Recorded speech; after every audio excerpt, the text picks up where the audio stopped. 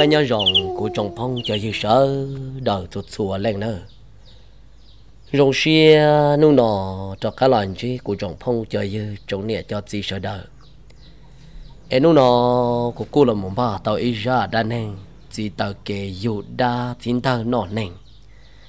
nhớ lý ra nọ là giờ ý ra tụt dấu chạy cơn cầu thia em của trồng phong cho dư sở đời nên tụt xùa lên nè của Lucia đun tệ lên đầu của cộng lăng nhớ lý ra nó thầu pi là một cái cho nó thầu sầu thì sẽ ra nó cũng có thả một dòng lý trà nữa mà ra nó cũng có ý ra cho dỡ cho cho chùa ra thì cũng có trồng trái thì anh em lúc xưa đun để lần đầu của cộng lần nhớ lý ra nó thầu pi là một cái cho nó thầu sầu là im mệt bia tại đây nó anh nhớ lý ra nó là nó có tàu hay tiệt nhớ lý dẫn đầu quốc ca Lucy hợp thầu tờ cứ dẫn lý do dòng ít chia chùa bùa lâu châu chi là một đội dòng ít chia chùa bùa chỉ châu đợi lợi nó mà do lũ dòng thì tiền đợi nó mà do lũ dòng tư nó nữa lợi chùa cứ dẫn lý do Lucy hợp thầu tờ xứ mà nhớ trò Lucy hợp thầu tờ chỉ giờ tàu mấy tuổi giờ gì là giấy tuổi giờ này luôn bị hồi hiện giống gì nó tụi hiện giống gì nó mà này giờ giấy tụi năng lo xe trở nữa tất nhiên hay lưu lộn sầu thiên non đó chế thầu nó chế nếu cô giấy tụi năng bao cả lì cây chạy đã khỏa mong ta ra ta rò lì thiết đâu khó nó lò mù nếu cô giấy tụi năng xe rồi rồng thiết xe đã đỡ xe xí chắp lầu lì do hạt tiền mua năng mua mua căng là do hạt tiền mua lần tư nên nó wow tua thọ cho trâu nữ chơi giặc không là chỉ mua sư nếu mua chỉ để dò pu mà lúc xưa hợp thầu tôi dân giống gì nó này chẳng lùa mà đi dân nhìn nhẹ cơ cái chạy đã khỏa mong lại thầu nếu mua nó nhông do để nó và cậu chi cậu trâu dòng sư cho nên tôi mua sầu cỡ căng lợi nó cho nên mua cả cỡ căng chỉ là tròn tua trâu thầu nửa mà vua kia bọn nè đi đầu sư cho nên dân mua uo nữa chỉ căng trò chi trâu nọ mua chỉ căng chín chùa ta thế thì mà nó cô ấy tụ năng chỉ sang rồi rong ta rò thì số là cô rong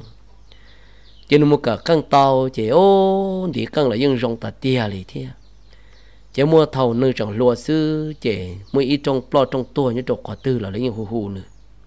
còn nếu mua uo ít thôi chỉ căng trâu lợi nó nữa lần này dân mua uo ta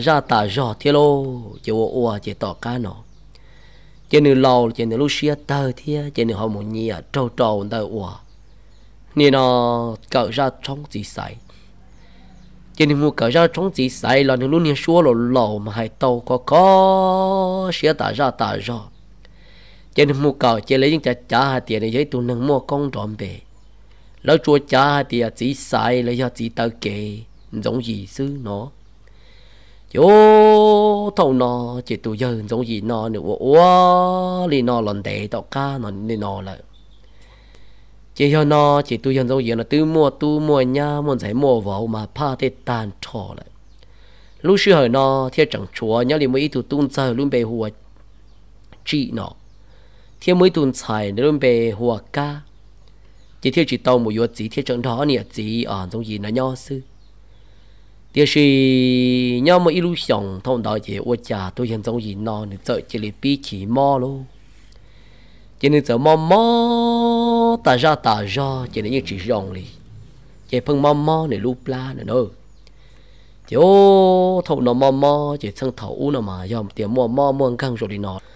这里一直包就门车错的这里喏，这里主要还点毛就样就老母nữ诶我错导师。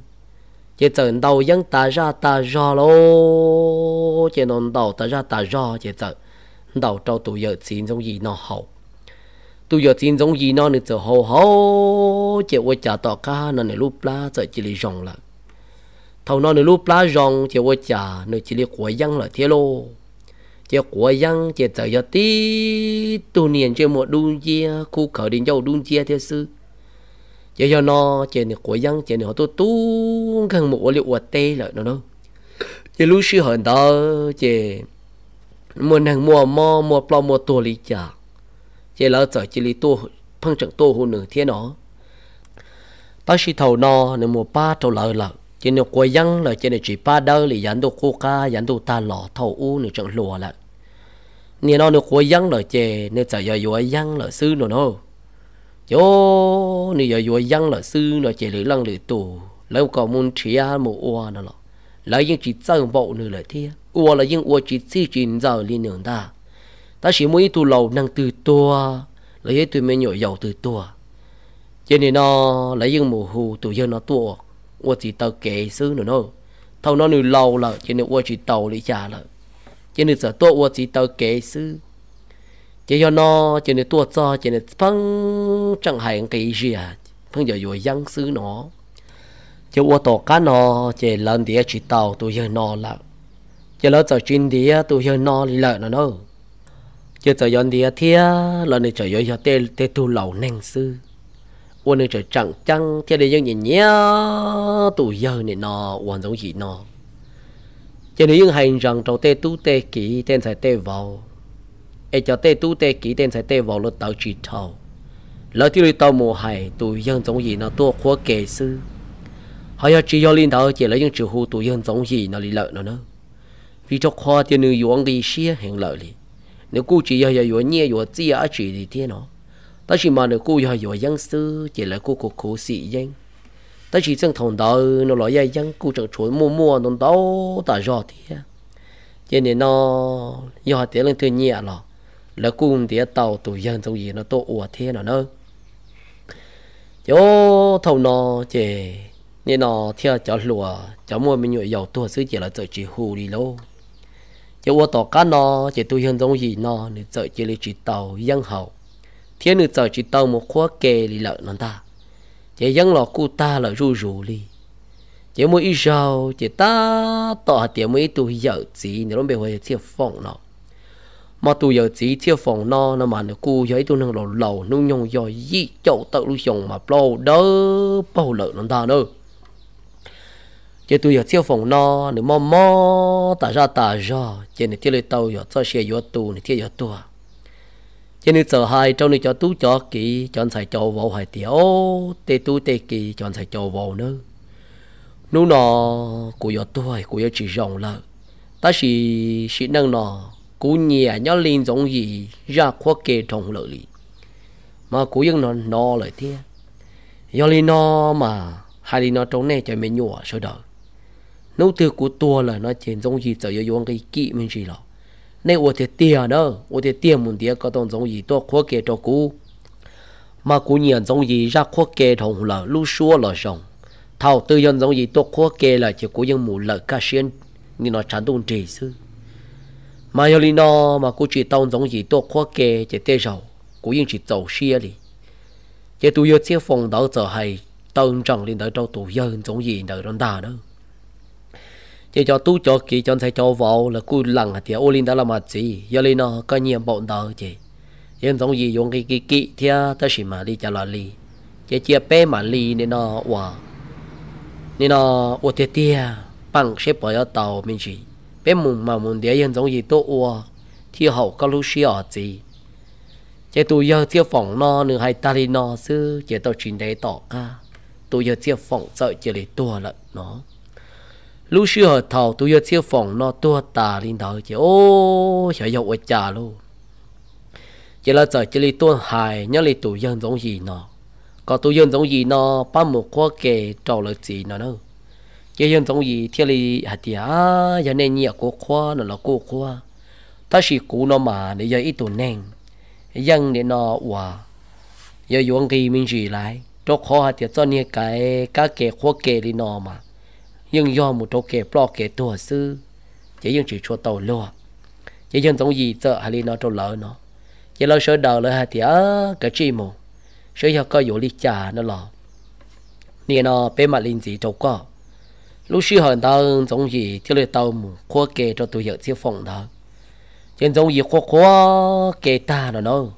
mà cho ly cho nè cho gì cho po cho giờ lời bìa là một do hai tia tụ đá tu hơn tao ấy dù ở tàu này tụ đá đó giờ chủ do thì cho buồn rồi mua thiết tụ xin thơ đó nó chỉ cho tụ đá và cho tụ đá tu hơn tao muốn ta một chùa po chùa vợ tê ta chỉ do nó chỉ tụ xin thơ tao chỉ mang ra cho khá lọt là mà liền mua cho tụ chua trà đó chỉ tụ chúa trả mà lại ua hậu lự chuẩn gì mù sư nó chỉ tụ chúa trả chúa dạ chỉ dùng cho tụ xin thằng đỡ chúa tụ đã tuôn đỡ cho nhau cho lù là một khi trâu cho nên gia trắng cọ cho nên gia trắng bao sư chỉ cho nó chỉ tụ xin thằng đỡ chỉ để những tàu nó tàu hậu tà lì đi nó thế chỗ thầu nó chỉ tụ giờ hòa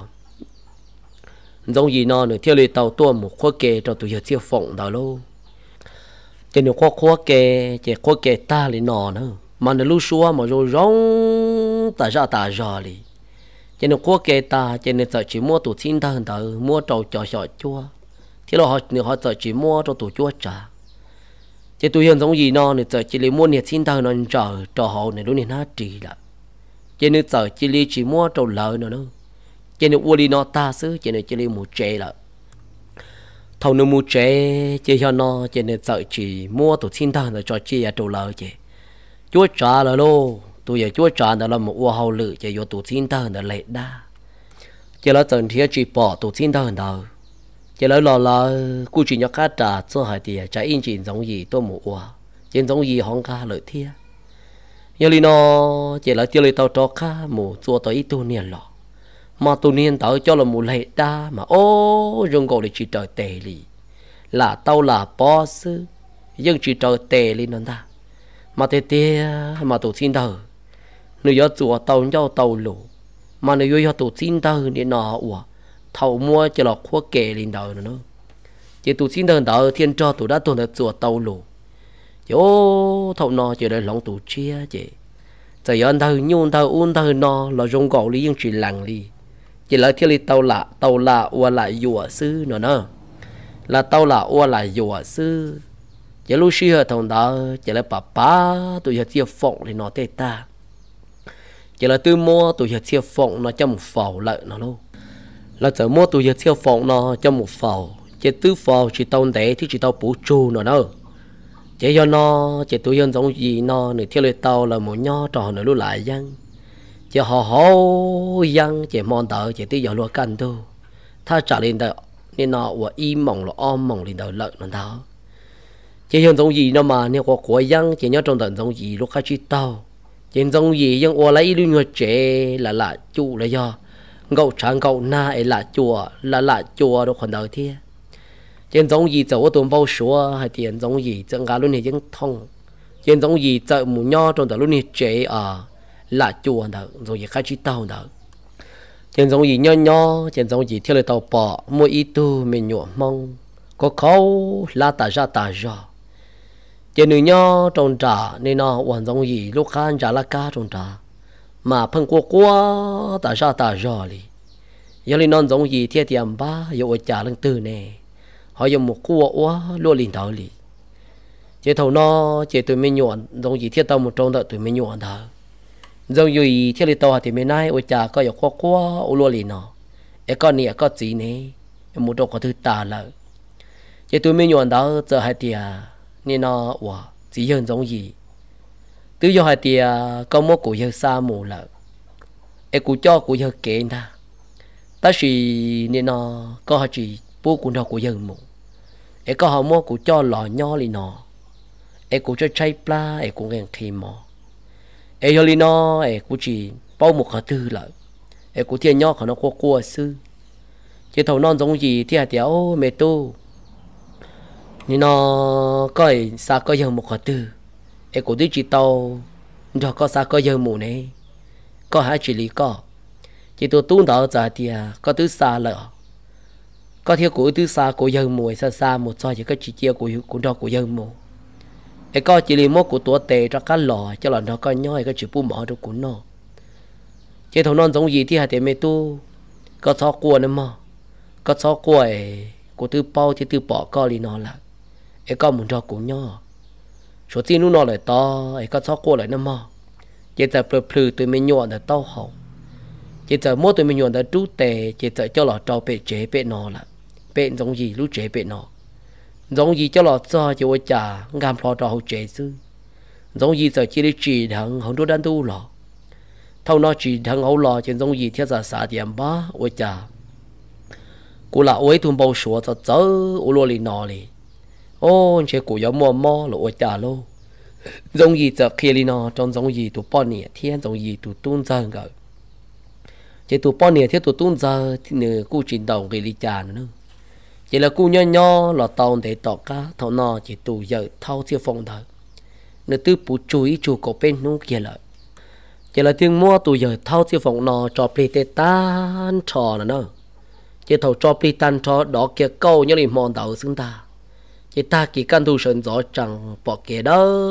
vô sư nón thà nữa cho ta ôi cha tôi giờ siêu nên non giống gì non để chờ chỉ lên đèn thò mò nữa nón ta chỉ chờ mò để lúc la một lần một trong tận ô tô sản ra cậu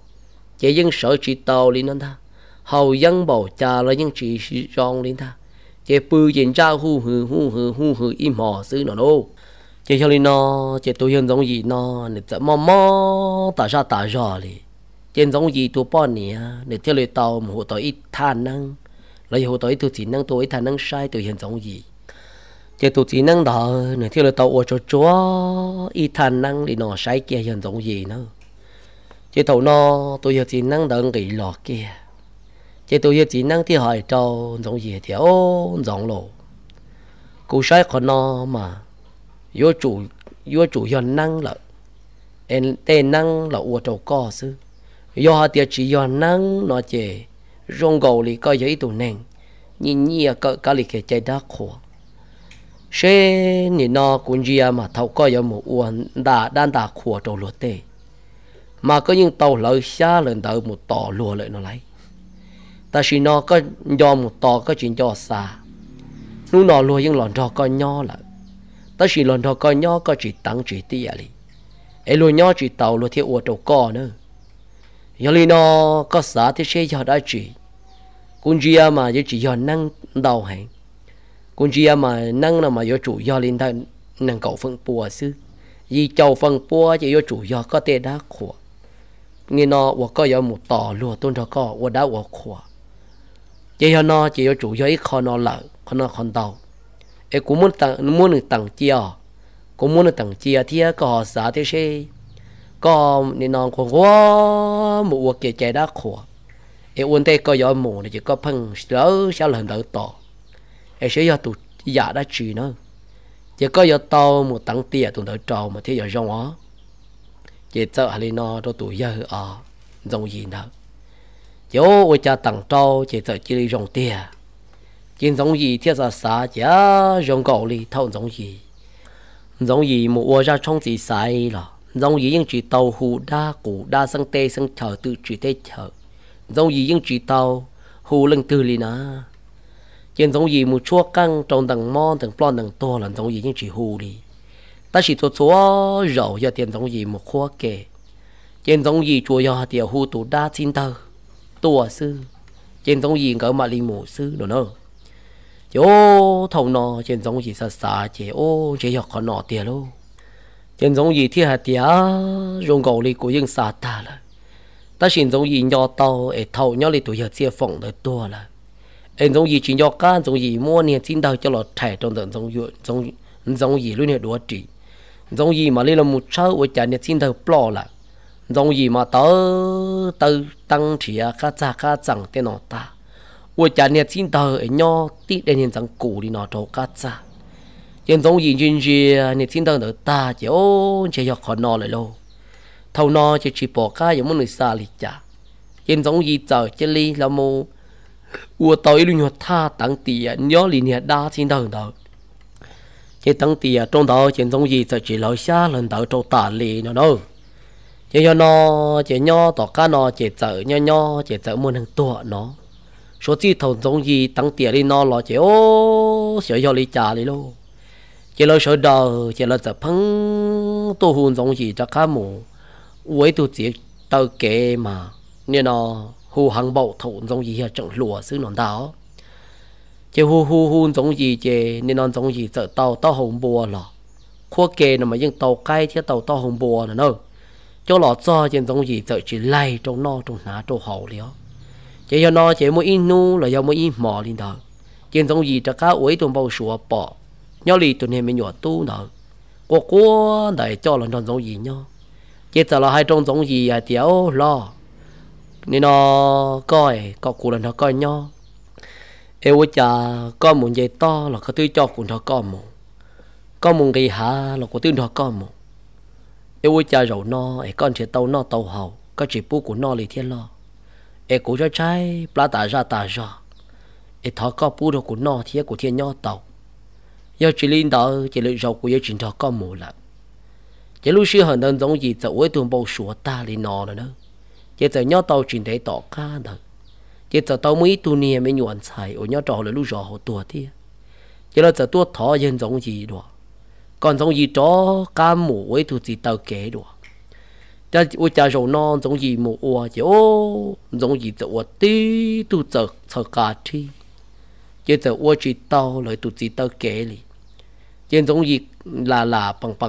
bằng ua thâu lên đầu sư chỉ giống gì theo lời tàu cho cá là trò chơi nó đa nữa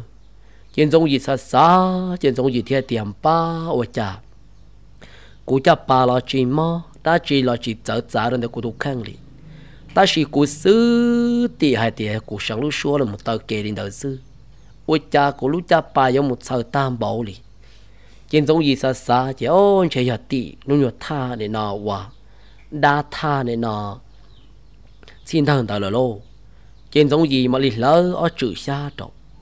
lo chữ xa ta trên giống gì thiết thọ thiếu con nữa mày tu nữa nó nọ có chuyện cho cú mù lại cú mù ua chỉ tàu giăng ua chỉ tàu ngay lại ấy số chi nó lại to cái chuyện cho cú mà đi tăng mà đi tỉa con ta chỉ nó từ cú chỉ mua nó chỉ mua hậu lại có nhiều chuyện thiệt là cho cú nó cú hậu thiệt nữa trên giống gì chợ tăng chợ tỉa trên giống gì chợ lên đó nó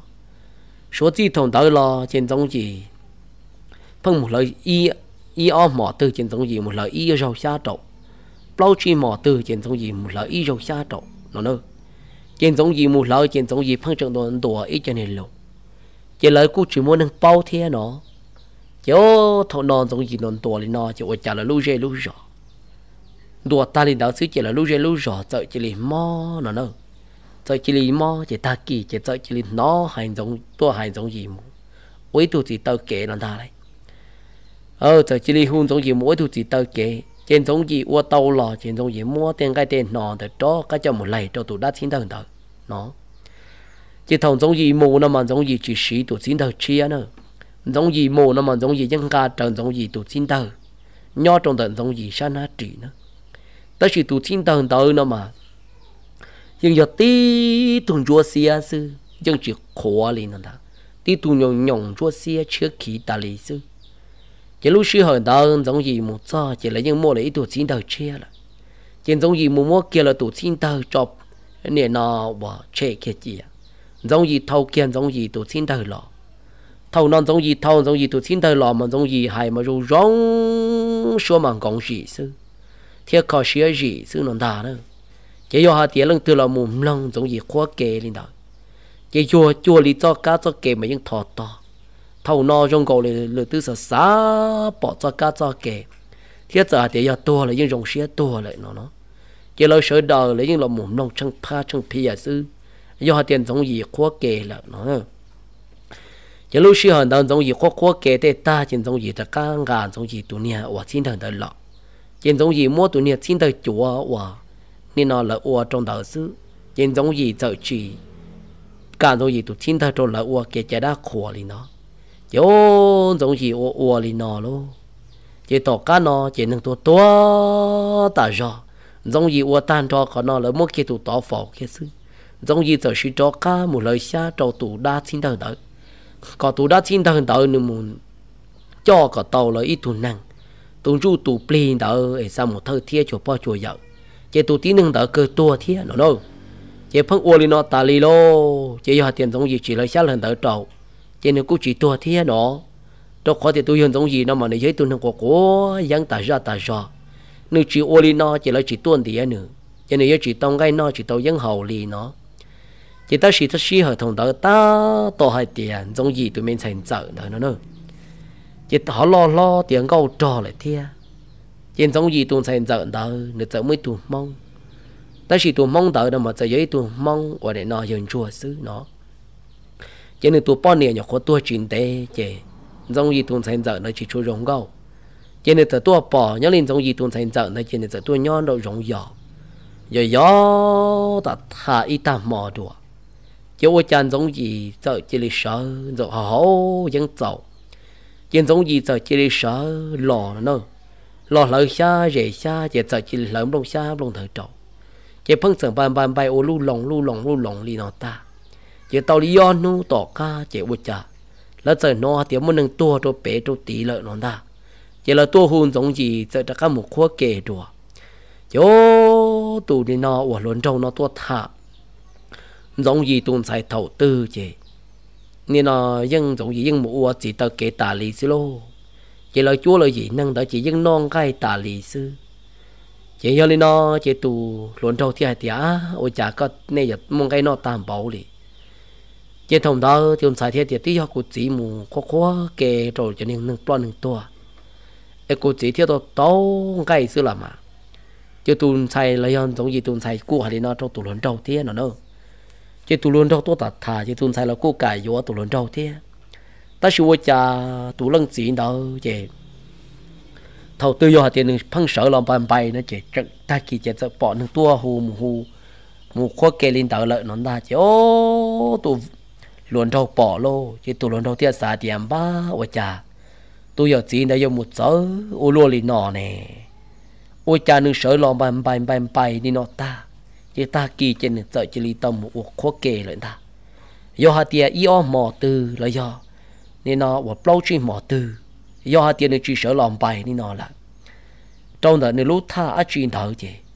giờ chúng muốn tua hù một khoa kê nó ta lấy ta chỉ hơn những bài là nó chỉ ta kỳ chỉ sợ tua muốn tua hù một khoa kê là ôi chả sợ sợ ôi luôn liền tờ đi nó nữa chỉ nhớ trong mòn tờ chỉ tụ giờ ở nên nó tụ luận trâu tờ lấy giờ tụ trâu dân chua tờ nửa thiếu lý tàu ta tha tồn tại là ý chỉ do cá hai tia giờ chỉ giờ sợ một u hậu lự nữa chỉ tồn trâu dân chua tờ nửa giờ hai đôi tồn tại này thì ô có nho nữa ta xin nó của mình chỉ móp lại của tự trong im lìa cho của mà đã cắt lọ chỉ tụ dân chua tờ nửa giờ chỉ li một nho tứ dự trong tờ giờ chỉ lúc ra ta chỉ bây giờ chỉ xử lý hơn giống gì chợ lỡ tàu yêu ở bên chữ xa thiên cả tàu ở bên hiện đời ra khẩu chân khẩu sọt sang lộ chứ giờ chỉ chợ lo hay lo lù luôn đó lu lòng chỉ lúc xưa hơn đó chỉ tụi dân chua luôn trong đó nếu dân nho tứ dự trong đó cậu chuyện ta chú ơi cha tụi giờ chỉ nó chợ hay thiếu mẹ tu nữa nú nọ của dân lọt ta lại cái nọ là cô chỉ chùa lại có là cô trái có là cung khí thế giờ li nó có giờ tàu muốn thieng cái thì dân thiềm mò rồi tổ nọ hậu nữa có qua tù mù cho lời ca lời kể mù cho lời bỏ lời dở chị ta kỳ của tua này chị mà li lần sau kể mù chị sợ hà linh thời nó ta nữa chị ba ôi cha giờ chỉ giờ hai té luôn hay lù ta sợ luôn li nọ chị giờ chỉ hà hai ta chị giờ chỉ sợ chị li ngầu lò tàu nhiệt chín tàu sầu lò ngầu lò nhiệt chín tàu sầu lò ôi cha do nên nó tụ nhiệt chín tàu tuần ta ôi cha giờ muốn nhiệt chín tàu đó cho lò nên tàu ấy giờ muốn được cho lò có khó ya dù khó của nữa chứ ôi cha nên nó có khó của thì nó ta chỉ nên giờ ta cá mua chỉ hả lợ ôi cha ta kỳ sơn gió sư cho sĩ bỏ mua o tụ nền giờ sĩ tua thọ ngay tàu y hư chợ nó ta chứ ôi cha tua thọ nhớ lại tụ giờ ở đây nó giống gì nó có lơ tiền lơ mấy tụ nâng tua nâng pro nâng tua lợ ê thọ cả tụ dân giống gì nó mỗi tụ chỉ tàu kề nó em giống gì giờ dùng khi đi trả nó lơ mà lì mua nữa chứ lúc xưa hơn đó trên giống gì thì tàu đó cả một tàu kề đùa giống gì tàu kề chỉ tàu dân cho lò hậu lợ cho hậu dân tàu đi ở bên mỏ chỉ tụ lớn trâu nữa mà nó dân tôi muốn cho giống gì tuần sai này nho tá lì cho chùa mỏ nóถ้าชิมาเท่านอเจตุลนนปอโตหะเตียวว่าจะอยากจิวเจอตามเปาเจยังเนื้อยังสนใจเทียนนอละมาเนื้อยังสาเป้าที่หัวจ่าเทียนนอละมาเจนี้ยังตัวตาลีเจตัวชัวมอเจอยากจีนอเจยังปืนเจอหัวยังหัวยังตัวลีชีโจมอนะก้าเดียวขอยังเดียวอยู่ตาเนาะเจตัวอยากจีนตัวโตก้าเลยชาเลยเดาดัวโต cho cá một mua tụ của liền tụ nia và xin đầu xong cho cá cho lợn tận tàu đùa tận tàu mình bài ta ít liền rồi giờ cho cá một bự đùa lại nó ta lấy bự đùa là ôi cha ionu đầu rồi ta kỳ ta tôi chỉ bỏ lỡ cho cá cả đen cả chở tua nè cho cá tua thọ tụ yên giống gì nó có tụ yên giống gì nó cho cá một uế tụ chỉ tàu kể đùa thế nó đâu yo thầu nó uế đi bao chỉ rong ta chứ tụ nên nó luồn trong từ thiệp bao thì ô tụ giờ chỉ nó chứ tụ giờ nên nó cho đa là hiệu quả chứ số chỉ thằng tao lo chứ nên nó uế tụ luồn trong tao nửa thiết lấy tàu là một trẻ lợn nó đâu nửa là một trẻ chứ nửa sợ chỉ một trẻ đi chỉ một thả tụ luồn con tao đi lợn mà tuần tao tụ luồn trong tao lú giò tuần một trâu tao giống gì là lú giò tao mà cô chỉ chuột đen bỏ đi chả cô tua cái tờ linh đạo y nhiều số mỏng kề linh đạo xứ nó chỉ cho nó chỉ thằng tao tụng trong chuồn tao nữ cho cá một trẻ lại cho nên chỉ tua là nữ bao tiền nhớ trả in gì giờ chỉ chơi chỗ đa thế cho nên lo cho trẻ chúa cha nhớ chuyện đấy tao cá tao liền chỉ trầu mò tao cá xứ chúa cha giờ mấy tu giờ lầu ở nhớ trò hậu là lúc rò hậu tao chỉ liền mò thành thản ta chỉ lúc xưa hơn tao nửa thiếu tao một sau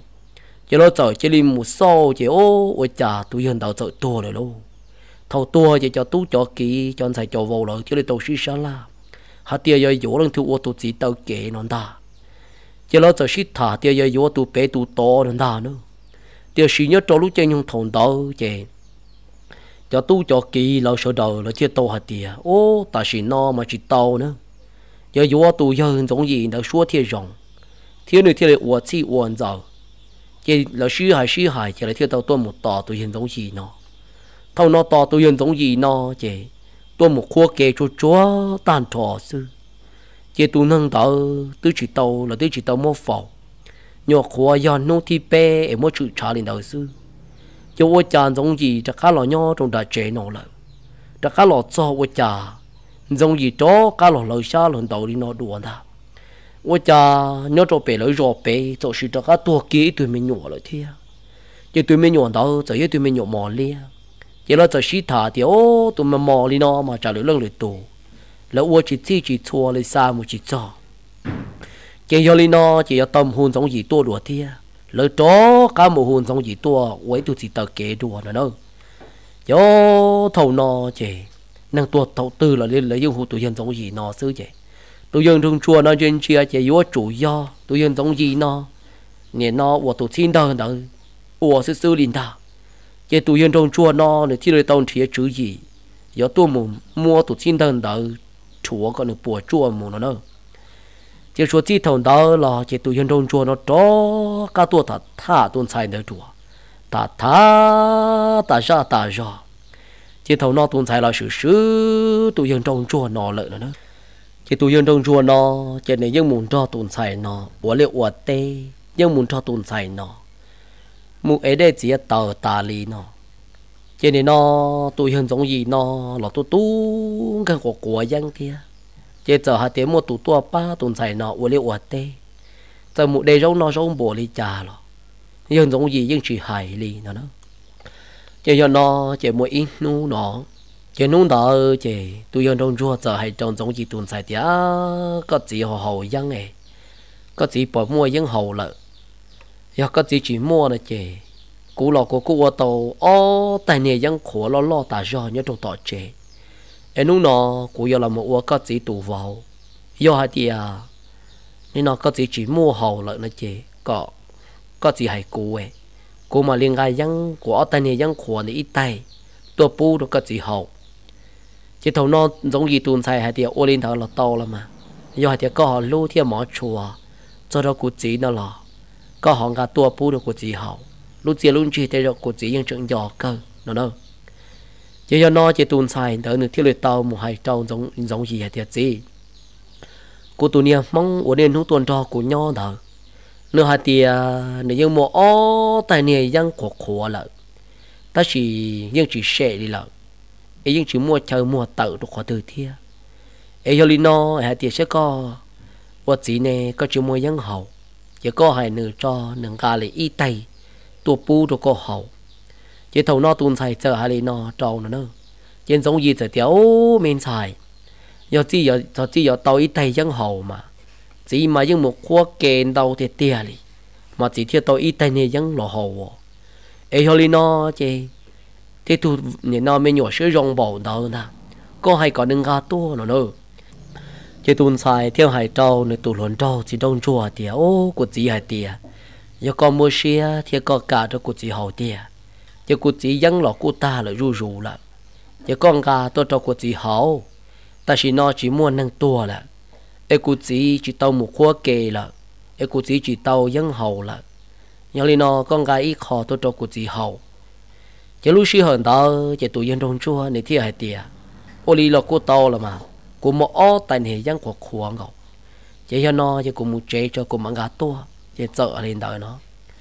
chỉ tụi xin đông chùa là do tụi đời nữa thì đôi tàu một trò po bể giò chỉ nên tụi po nè thiên nữ nó mà cái dân của tàu ó bể tên nền ó bể tay nè dân trò chế lên đời nó chỉ nên tụi po nè chế mà tua là ta chỉ lúc xưa họ tàu nữa tụi po nè tua lên nó lò cô vô hai tiệt tụi giờ nè nó giống gì nó tôi tụi chị tao kể thiên nó đó chứ thầu nó chuyện này thiên gà tao ít tay này dân tua pu trầu giống gì hậu chỉ tua mùa một cho chỉ chờ giống gì chỉ bự trợ cho tổ ra xưa chỉ do nó chỉ tụ vào lấy do này nó xin đồng chua thiệt tiểu nên nó cú lò cho hỗ trợ có bỏ lại của những cái khỏi dân trâu cọ nữa nó chứ tụ dân đó nữa thiệt tao tiểu tao là mà mấy tu ôi trời ơi chỉ tao cho nên những trường hậu dân mà bự mà nên nó hậu ba dân mà cho ba luôn mà kỳ một tàu sư chỉ tụ tu đó xử lý chiến trong chùa thì lấy tông cả kia tay dân đi nó cho một chế kia trâu nữa chứ thầu nó chỉ tụ chiến trong chùa nó để thiết tông cho tụ dân giống gì nó thả nó đó ta thả đấy long trên thả trên phăng kê thả kê kỳ khó mua kê thả kê kỳ khó mua chứ nên nó kê thả kê kỳ khó mua chứ phăng kê hậu dân cho ba luôn chứ tụ tu xử lý hạt chiến trong chùa nó nên trên chia chả nhỏ trong đời này to hậu được còn đời ta chỉ người ta tạo là một sở nhân gia trong đạo lúc tha ở đây nó tặng đa xin đời người ta giờ đi nó nửa tiêu rồi tàu mua kia nửa lúc nhiệt trò lệ kia lọ chỉ li mua chuông cầu nhớ li tụi nhiệt xin đời người ta mua cầu rồi rong tí xì lợi nó cầu rồi rong lợi tí xì chỉ nửa chỉ liên ca một chỉ liên ca lợi tiền lìa chỉ ô thầu nọ chỉ li mua tụi xin đời cho một lợi bỏ chê lại luôn trâu tàu lo ta ra chỉ li muốn được lợi chỉ uốn cung nhia tan thò lợi nó nữa chỉ tụi xin đông ruộng đó nó họ chỉ tua lại nó bao hạt tiền thua chế tàu lại chỉ nếu những chỉ tua lên lợi ta tiền gì tụi giờ thâu giống gì nó lo nếu những chỉ bao tiền hạt xin đông ruộng thua chế thì nó chỉ số chỉ thằng đó thua là một tàu đi bê lâu mỏ tổ can ta chỉ thằng đó chỉ ô giống gì giờ hồ dân bự cho hồ gian ta ôi cha giờ nói cho năng sĩ thả lu lồng đi nó bó đã u tua giờ chỉ đi lòn ria kia trộn tận giống gì pon trà đó đâu chứ ôi cha giờ lo xin gì chỉ châu đi nó trộn tận giống gì pon trà ta chỉ giờ chỉ đi trụ lại nó chỉ nhớ trộn mò chia chỉ ô tô to ta ra thế chứ ôi cha cho con nó sĩ thả đi lồng mua xua mình nhội dầu họ nhưng nó mua xua bọn nè xua chỉ năng xua nâng lồng ta cho cá sĩ thả đi lồng lò xấu cổ kia đi nó trong đợt giống gì to hồ phân trà đến ta chứ thằng đó chỉ cho là một phó kia cô dùng cổ đầu phân trà đến ta lấy chứ do nó trên giống gì chợ hù hỏi tiếng lăng tiêu tu xa lò chỉ bỏ tiền luôn chẳng nhỏ thì tao trâu rò lỗ nhà cho xí tôi đâu lỗ vào lỗ chế nó ôi cha cho giống gì cho xí nó kia nhỏ lì ít lu xuân tàu nó mà giờ tụi giờ chia phong lu xuân ta tụi giờ chia phong thâu tới tuần nữa lu xuân ta thì lời tao hả tiệt giống gì ôi cha ấy bé bỏ sang thọ có một triệu muốn gì bé mua dân mua chua cho con ta thâu nó ôi cha có họ chỉ xa bé một chùa bỏ chùa dở ấy có họ giờ là mua bé cầu rong đi nó nung nó có trả cá xà bé còn một chùa bỏ chùa dở nữa trên giống gì mông nông trên giống gì tiệm ba ôi cha họ hay ăn chỉ rong lên đầu nè trên giống gì giờ tê hả tiệt ôi giờ nó này giờ lần từ nào này giờ tua chỉ tua rồi rong một còn mà đi tua khoa kề sao chỗ này xứ là mà chỉ giờ chỉ chế đi nọ ta chỉ giờ mới tua pon nè thế nó đâu tua pon nè đó giờ hả tiệt giống gì nè nó có bỏ sang tua xa bên một chùa bỏ chùa giờ nè ôi chả có giờ đa pe luôn lên đó có mua pe cho một cầu chỉ ở xứ có pe to con nó ta ấy coi si cho con nè tu tua một xây chùa pe y lự xứ chùa pu pe lò lên nè con nè tu mà ít mu to ít tu neng lọ do li nó mà tê rầu do chỉ tàu nữa có chỉ li xa bên một thời thia lại để chờ lên đó trên giống gì chế ta hả thì nè cho nè đã tuổi nè giờ tuổi rồi rong là mẹ u li trả tư sản nè một chùa bỏ chùa giờ thời thia để ta rồi nè phăng giờ ra cá lòn chia đùa chế thầu non giống gì chỉ bao hả thì nè non giống gì tụ xin tơ nữa plo nữa yo ôi chà đồ bờ mòn tới mò thì bê tuần ta rồi sĩ đồ căn nó ô tô to rồi sĩ bỏ thì u lọ rồi nó ít cho xua mẹ nhọ mò lia qua rồi nó ta lấy qua rồi nó bỏ tí lo chỉ rồi nó mua cho xua bỏ nè xua gì nên rồi cho nên nó sẽ thả nông đĩa nó ta nữa ta sẽ lử lưng lử tu trên nó đi nó ta tỏ nhân trong gì thiên nó sư chứ ôi chàng nó thả lo tí lo chỉ nó giỏi như chó tòn giống gì nó nè nên nó do mùng tuột trà bé lì nó bé đâu non tàu hồ thì chỉ tàu tà nè rồi chỉ tôi mua bé xa cho một chùa bé bỏ bé giờ ta ta chỉ ôi chàng họ chỉ khi trong hòa rồi bé nè nó bé một chỉ tàu là bé chỉ một món đường rùa so sợ hay đến tàu đâu chứ ôi chàng giống gì nó kia giống gì thì tàu hồ kia giống gì tụt tu giờ thì người tao tiền giờ nè nó có lọ tao nó so ôi cháu nó lưng tư hả tiệt lấy giờ tua cũ nó lấy nó tao nữa chơi thầu nó chơi tuôn giờ nó như sói trồng tổ cha lọ chơi ôi cha tụi tuôn giờ tiền lìa lọ kia trong tao lưng chín ta ôi cha tụi tuôn giờ bỏ thằng tê tụi đa tua một ê trong tí tụi mình nhọ canh cả sau trong tao lúc họ trồng bảy ta giống cá lũ hồ chỉ bao hai trà trâu tê trâu tơ nên té ta so cho nhẹ tụi dân trong nè nó và giống gì xưng ta chiếu thầu nó tụi tuôn chạy luôn tụi tu kia tí lệ trâu tọ khó chú nó lên ta trên giống gì thì hai thằng mẹ tu lo tao nó nè lợi cho tua mốc của tua nè ha cho chua lên trẻ trong tàu lợn luôn tụi tu là một sau kiền tụi hô chắc là một sau kia tí cho nghe nó và tụi dùng đi chào nó mua ta mua thế tụi mò mà sống nhau trong tàu ta thầu nó tụi tu nó chỉ mới nhung mò liếc qua in nga trong đồ sống xứ luôn ta đâu chỉ tụi tu chạy đâu chỉ tụi tu này chơi lấy tàu kia một trò bể là lu trẻ bể to rồi một trò kia là số đầu tua luôn ta lấy thầu nó trò kia số đầu tua tròn tua chỉ lấy chơi lấy tàu tua thì hiệu quả lấy tua tròn tua chỉ hiệu quả chỉ bỏ là thầu non giống gì chơi lấy tàu số chẳng lo hiệu quả thì của tụi xin tao là sự hiệu quả nè thầu non giống gì số chẳng lo một sai kiện giống gì tụi xin tao đâu nên tao hiệu quả chỉ bỏ tụi xin tao nên tua đâu lo yo hiểu hiểu ủa trả luôn chỉ số chi thằng tao lo trên giống gì chỉ liệu ủa tê tụi vụ băm pa chỉ mòn tao mà ô tô to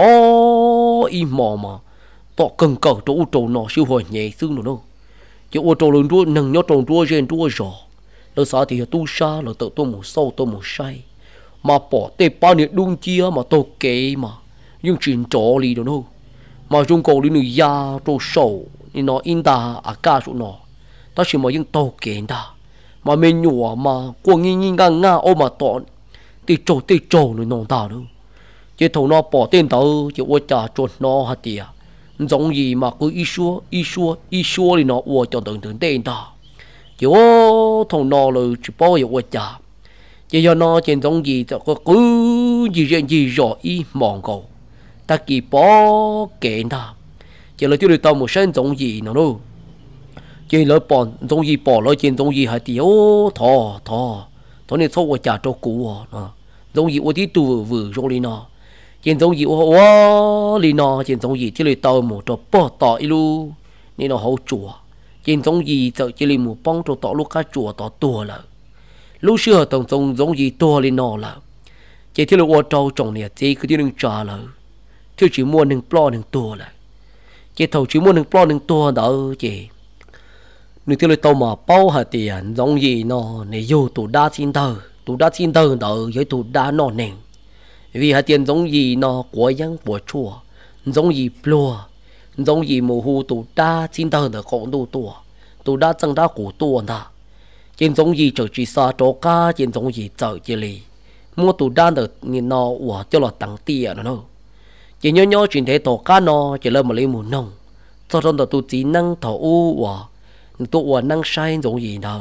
em giống gì mò đỡ ta ra đỡ nữa cho nên mà hạt tiêu thổ u của sai mà của những hạt tiêu có tăng tiền trâu như chỉ tăng chỉ tiền trên giống gì gió tua nó lại trên giống gì tăng tiền ta trên tụ đa nè nó quả chín đỡ nếu thiếu tàu muốn nó nâng gì rồi còn giống gì tàu khoa kề trâu nó đà nữa cho lúc xưa thằng ta chỉ tư nhân đến để tỏ ca nó lợ cho nên nó tụ hiện chua nó tứ lầu lại nữa tứ mua nung nhông tứ mua lịch chi châu trâu chồng lợ cái tụ hiện chua lầu nó nếu mà liệt khi trâu trong nhà chỉ cái tiếng trò hay trâu chó lùa sợ trời nữa do hai thì nên nó lưng từ sau ua ra trong chỉ sai ua dạ rong chỉ cả chi ua ấy chỉ sau ua ý dạng cậu đi thầu u giống gì nó do ít tụ nâng mua con trộm bề giống gì nó do ít tụ nâng nên nó wow với tụ chỉ tao kể số rồi rong ta rõ đi nhưng giống gì nó nên tăng tiền nhớ đi wow ít tụ đa chín tờ nó mà giống gì một tò cho nên tò nó có thứ tua mà thầu u nó mà lại nhưng mua ít ra một tò tụ đa chín tờ nó tua nữa tụ chỉ tao kể nữa nè nên tò tua cho chế nên nó này mà li mua ở khoa kể trâu qua kể tê ta chứ nhưng mà lấy mua tụ chín thằng đó cho tụ chỉ chúa trả nè chứ tụ chỉ chúa trả đó nhưng mà li nên nó uốn cho hậu lự lên đó ta chứ do nó chỉ thầu nó là cứ tụ năng nó cho một phòng chứ lâu mà lấy mua tụ chín thằng đó ra cho một sò được bốt tỏ luôn giả ta chứ do nó chỉ tụ tua này thì lấy tàu một cho được bao này giờ chỉ tụ tua này thiếu chỉ lò long cổng như đi cho tỏ cá lại đó là tụ giờ thâu hoàn giống gì nó cho nên giờ chỉ mua tụ chín tầng tầng cả một linh đầu nữa chỉ do nó cho nên giờ cho lọ tăng tiền chỉ thêm mua đa linh đầu em còn nói do ít khó kỹ cỡ trong số đời hay trong số đời bao có số đời cho lùa chỉ thâu một linh đầu lợi nó ta chỉ tụ giờ thâu nó đồng chua nó được cái kia nó ta trong lợi số đời chỉ lời thiếu lời tàu mua còn nó thả uốn tụ rủ ít sang ngày đầu ít sang ít tiệt là mong chỉ lúc xưa thằng ta chỉ lời thiếu lời chỉ cả nè nó và lời nâng tua chỉ lời mua tụ chín tầng tới cho lợn tầng tê ta chỉ lời tiêu mua tụ chín tầng đi non ca cho một bỏ chè lời ca cho một sò bỏ tọn ra lại ta chỉ lúc xưa hở nhớ lời chọn nâng rất khoa kề lên tầng ta nên nó lời tụ chúa trả tiền tầng nó nữa chỉ lời dùng mua ít ra lù xa nhớ đi tụ chín tầng tới đó ca họ nhớ đi thầu cho rất khoa kề lên tầng chỉ lấy những mũi ra lù một tò nhau lì tụ xin tầng đa xin tầng tới tua thiên nó chỉ tuần thà đan ta khô lên tới ta chỉ lấy một xa trò ca chỉ lấy những tia no tia hậu trâu ta chỉ lấy những lay ta cho tụ xin tầng tới là một xa nó nữa chỉ lúc xưa tổng tới đầu lò lên nó chỉ cho lùa tò ca chỉ là chỉ bao nó nữa là chỉ bao hạt tia cho do ra lù một tò tụ đa xin tầng tới thiên ra lù xa tụ đa xin tầng tới trò ca chỉ nhớ lý cho thầu đó chỉ là chạy một tò tổ tua sư thầu nó lấy tò tổ tua li nó là chỉ này nó lấy tiêu lý tàu là một khoa kê cho tụi chỉ khoa kê chỉ là tiêu lý tàu mua tàu ít cho câu la lia kêu lọ khi cho tụi chỉ khoa kê là chạy tệ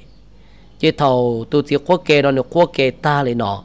chỉ là mà lấy mới tụi cái cho lọ hù tụi chỉ khoa kê nó tụi du tụi plei có tụi đã xin tàu đó nếu chỉ so tàu tụt chỉ qua kề nó cá thiết tàu tụt chỉ qua kề nó lừa lợ, ấy còn nếu cho cả tàu tụt này nó hòa năng plo năng tuần đợi một chưa cả tàu po tàu dở nó nữa, chỉ lúc xưa hợp số chi thầu đợi lò chỉ là sở đợi tụt qua kề thầu tư, chỉ là dân mua trái ít cho lùa khâu la lia, cho là khi cho tụt chỉ qua kề sẽ tệ nó, ấy cho nói trong phong cho dư sở đời ấy nó cũng là một mua ra đã năng xử lý do chỉ khoa kê là chỉ tờ kê dù tụ đa xin tờ nó nên trộn trái cũng như thả là sau cho chỉ nó sư ấy trong phong cho dư sở đời sau cú thả tàu trong lý trà là bé làm lòng bé chủ yếu mong là dễ đó sầu hoa sầu chùa lý nó sư ai cho cú thà tàu rong lý cha là cho xả lý cha thà tàu tê kho gió chỉ gió nó thọ ra chín tàu nữa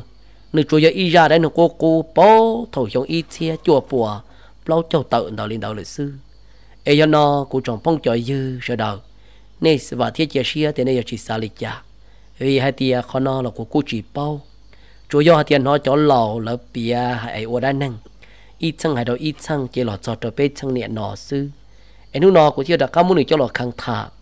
môn nữ thả là một trong li nọ là giả trị tàu thì nó nơ ai của trong tàu của chỗ phong trời dư mà xin chi đùa nhớ đồ cho chia nhớ rồng sớ đợi